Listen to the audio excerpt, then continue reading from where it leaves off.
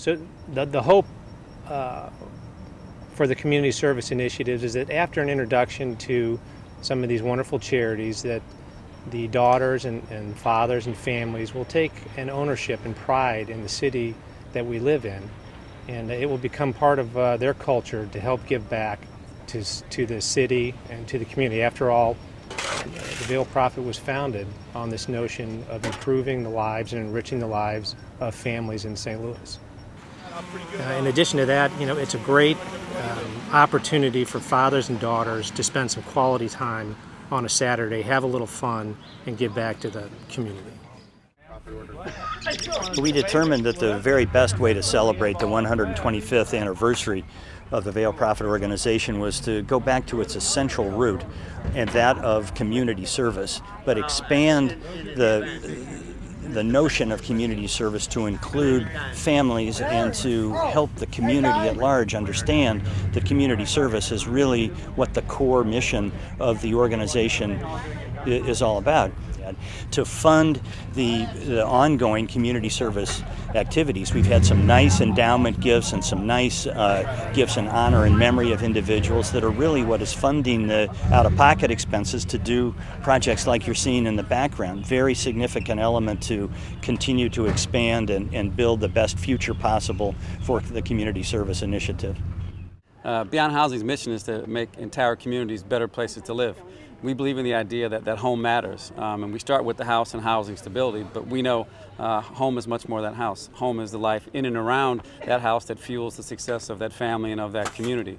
We're a place-based community development organization working in a defined geography like the Normandy School District to have greatest impact. We believe that if you're going to make communities better, you can't focus just on a couple of things that are challenging. You have to focus on all the challenges to make a thriving community: housing, education, health, job readiness and access, economic development. What we're excited about here in our work this year is the work in Pine Lawn. We've built 41 new homes. We're rehabbing another 35 homes with volunteers and with other dollars to really have a great impact.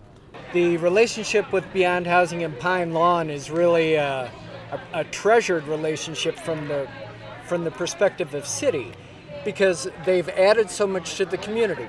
Look at this home, for example. Beyond Housing and 24-1 led the initiative through MHDC to be able to bring the funding to Pine Lawn to develop 41 homes. We have many other things in store. What it means to the community from a perspective of goodwill and just feeling good and showing that there is interest in the community from outsiders is an invaluable resource.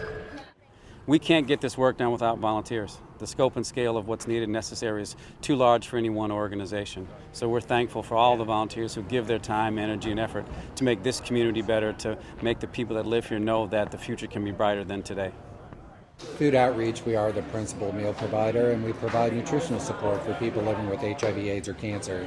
We started in 1988, so it's been a while that we've been in the community providing vital nutritional support for people that are trying to survive both of these life-threatening diseases. Volunteers are the lifeblood of Food Outreach. We wouldn't be in business without our volunteers. Over 600 volunteers. They come from all aspects of life, all age ranges, so that's why we're excited when the community group comes in. Operation Brightside has been around since 1982. We want people to be proud of St. Louis, to choose to live here, and our focus is making the public spaces in our community better. And the key to really making it happen is volunteers, and we have got to have volunteers to make this possible. Hi, my name is Stella Irandu. I am the principal of Northside Community School. Actually, it was a total surprise. I came in here last week, was it Tuesday or Wednesday, and the gentleman was drawing on our wall.